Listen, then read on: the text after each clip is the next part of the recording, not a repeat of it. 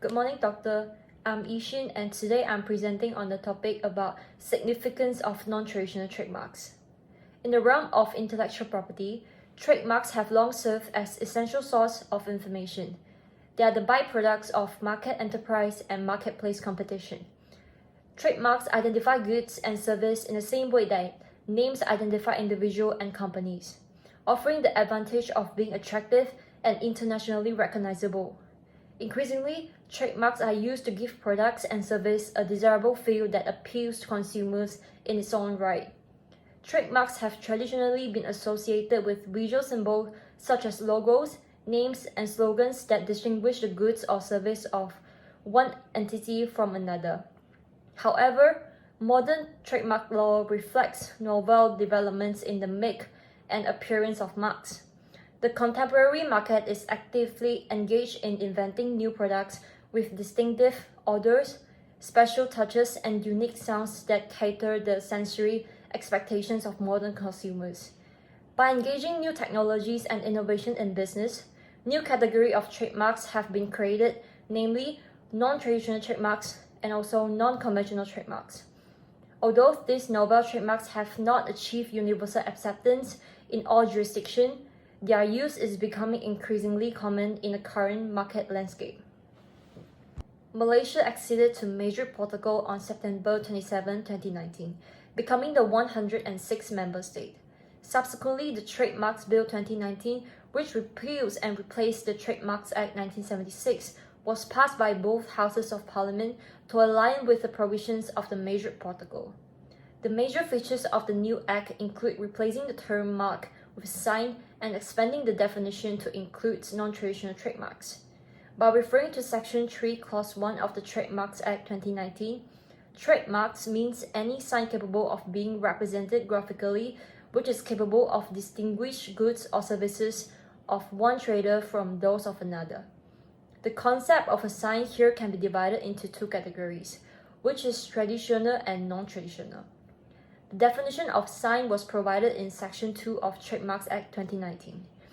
For the traditional trademark, it consists of any letter, word, name, signature, numeral, device, brand, heading, label, ticket, or any combination thereof.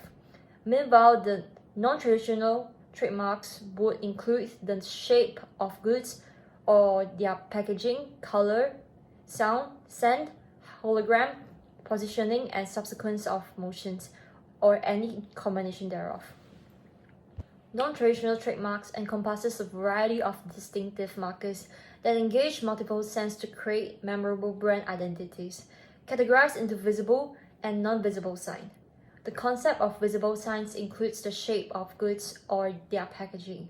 A shape trademarks, also known as a three-dimensional trademarks, protects the unique shape or design of a product or packaging. This can be in string to the finished product itself or pertain to its packaging, especially when the product cannot have a three-dimensional shape, as in the case with liquids. This type of trademarks allow brands and businesses to secure the ornamental or aesthetic aspects of their products, distinguish them from competitors in the marketplace. The protection provided by shape trademarks ensure that the distinct visual appearance of a product cannot be replicated by others, thereby preserving the brand identity and market share. However, the shape of a product can't obtain trademark protection if it results from the nature of the product itself, gives substantial value to product, or it's necessary to obtain a technical result. Some well-known examples of registered shape trademarks includes Coca-Cola contour border and Toblerone chocolate bar. In addition, colors have been granted trademark protection when used in specific and limited contexts. When it comes to color marks, both single colors and combinations of colors are considered. A color combination trademarks refers to trademarks composed of two or more colors in certain proportions and sequence. For instance, Duracell battery coloring was granted trademark protection in 1973. In the case of Duracell batteries and Maxine, they succeeded to get a perpetual injunction at the court against a class of persons selling Duracell look-alike batteries in black and copper color combinations. While combinations of colors have an easier path towards registration, single color faced hurdles and needing to be specific, self-contained, and precise. The issue of registering a single color was noticed in the case of Liberal Group BV and Benelux Trademarks Office. The ECJ stated in order to register a single color, easy accessibility, objectivity, and durability, along with the being clear and precise, should be some traits for the color to comply with. Despite this, there are cases that indicate a single color can fall within the definitions of mark. In a Northern Ireland case of BP Omoko and John Kelly, the court held that BP use of the color green at their service stations was a valid trademark. BP successfully sued John Kelly Limited for infringement and passing off when the latter used a similar shade of green for their service stations. Other well-known consumer products also benefits from color registration protection. For example, the unique shape of turquoise on Heinz baked beans cans is exclusively used by the HJ Hans Company for that product. As Lindstrom notes the importance of color in brand building, stating that colors is essential to the brand building process because it's the most visible first point of communications. Another example, Tiffany's called Tiffany Blue has been trademarked since 1998 and has its own custom Pantone number 1837, which is in the year the company was founded. Moreover, visible signs also include holograms. Holograms is a permanent record of the light reflected off an object. However, it also appears real and three-dimensional and look like a real object. It moves as you look around it. Some widely known examples of registered hologram trademarks includes the Glaxo Group's hologram trademarks registrations that appears on the packaging of goods like toothpaste, dental floss, and mouthwash. American Express hologram trademarks in the United States for the surface of its credit cards, and so on.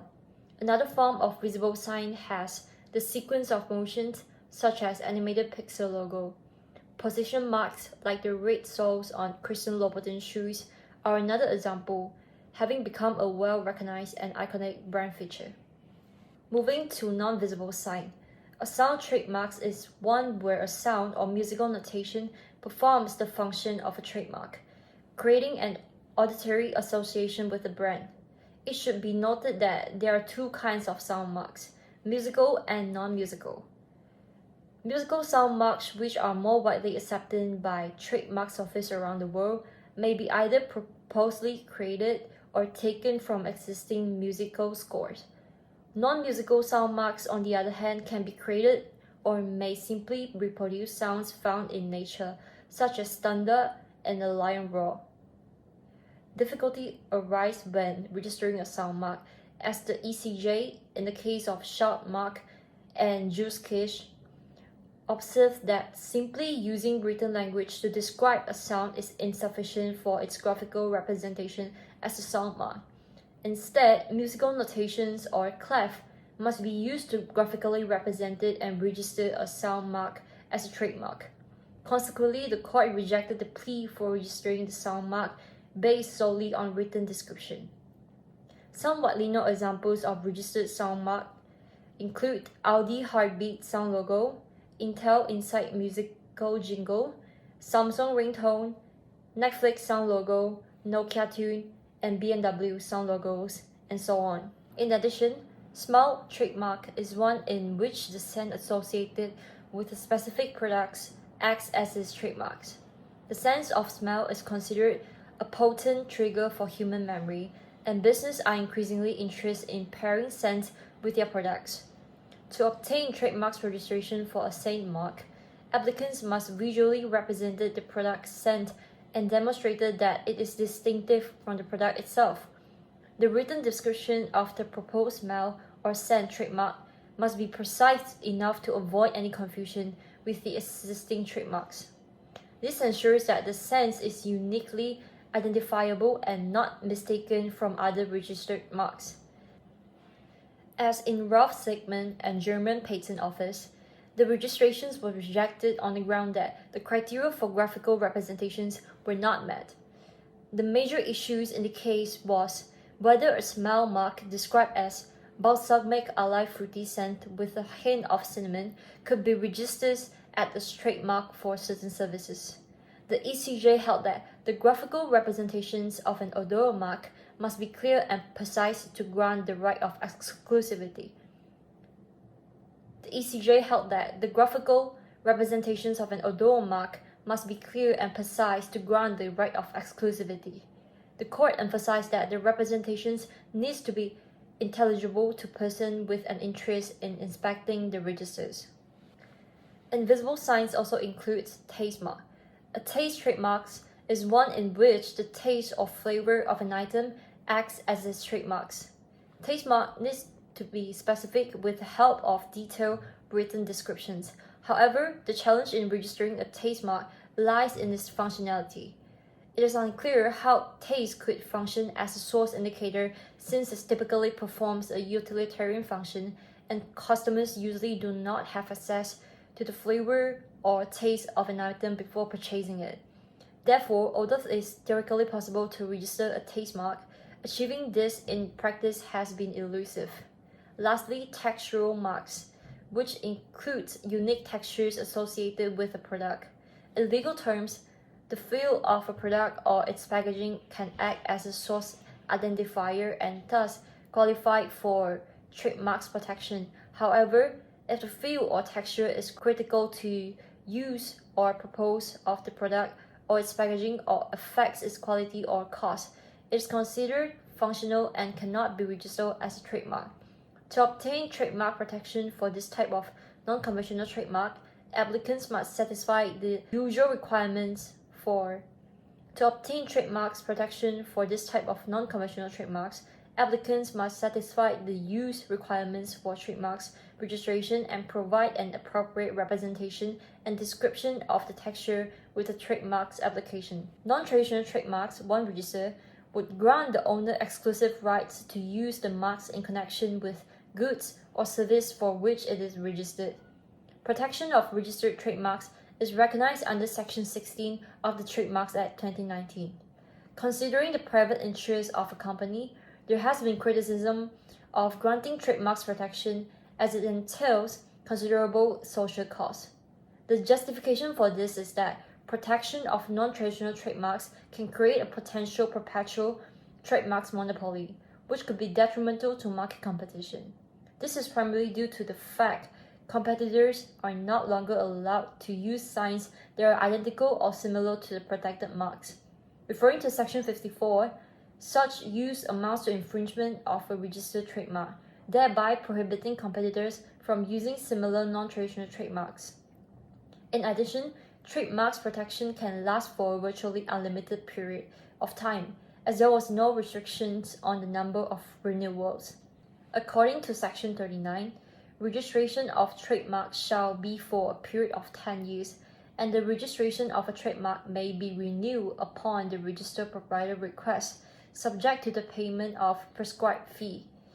From the perspective of trademarks owner, the rights of exclusivity allow them to prevent unauthorized use and protect their brand identity. As shown, registered trademark owners can take legal action for infringement under the trademarks law against unauthorized use. They also have the options to either pursue civil action, which can be found under Section 48, Clause 2 and 56 of the Trademarks Act 2019, or lodge complaint with the enforcement divisions for appropriate actions under the Trade Description Act 1972. Through the exclusive rights conferred upon the trademark's owner, the function of a trademark can be effectively carried out. The orthodox definition of the primary and proper function of a trademark is to identify the origin or ownership of the goods to which it is affixed. Thus, it is necessary for a mark to be distinctive, meaning it must be easily distinguished from the identifying features of the product and service of another producer. Another associated function is the guarantee of quality. By identifying products, trademarks enable traders to build and maintain a reputation for quality and reliability. This encourages them to uphold and enhance the standards for which they are known. Trademarks provided the information necessary for informed consumer choice. proving mutually beneficial to both producers and consumers. The combined origin and guarantee function of a mark has been described by Justice Lloyd Jacob as its use a badge of origin in British Sugar and James Robinson and Sons. Based on what was discussed, it can be concluded that protection of trademarks balances the need of customers to recognize the sources of a product or service with the needs of competitors to effectively participate in the market. Trademarks are safeguarded against unauthorized use, ensuring that customers have reliable indications of the source and can trust the quality of the goods or service associated with the mark. The exploitation of trademarks should be considered when discussing the significance of granting protection, as it encompasses the commercial and strategic advantages that trademarks can provide to business.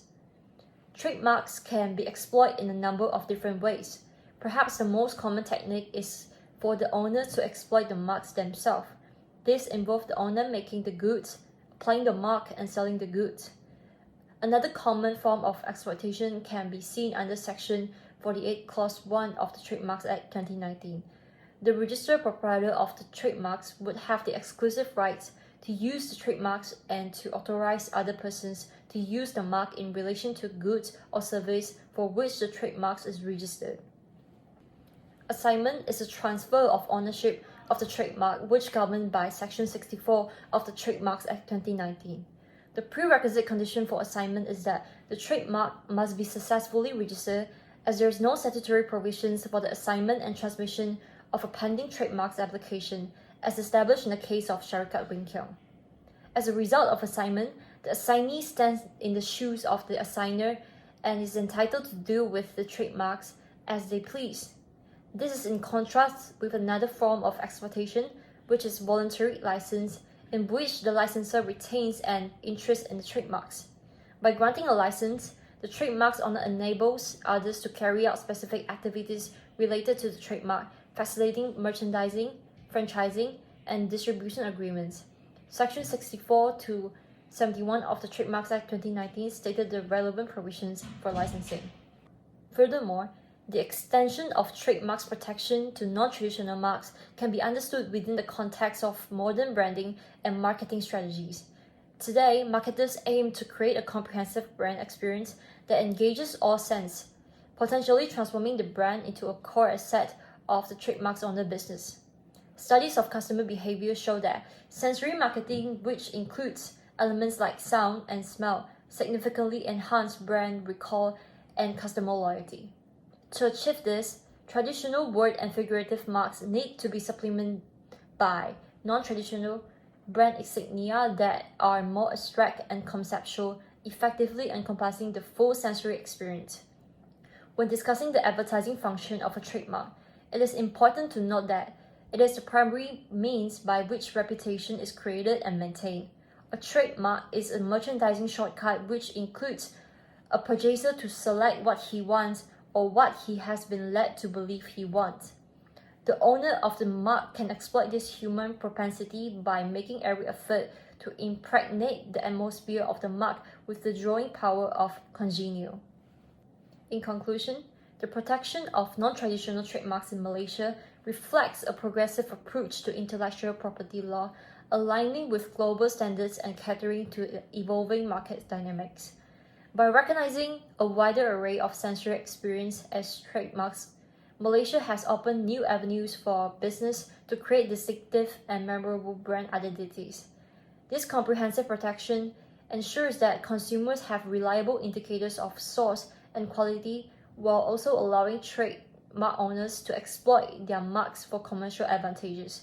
The balance between protecting brand identity and enabling market competition is crucial, fostering an environment where innovations and consumer trust can flourish. As the market continues to evolve, the role of non-traditional trademarks will only become more significant, emphasizing the importance of adapting legal frameworks to support modern branding strategy. That's all for my presentation. Thank you.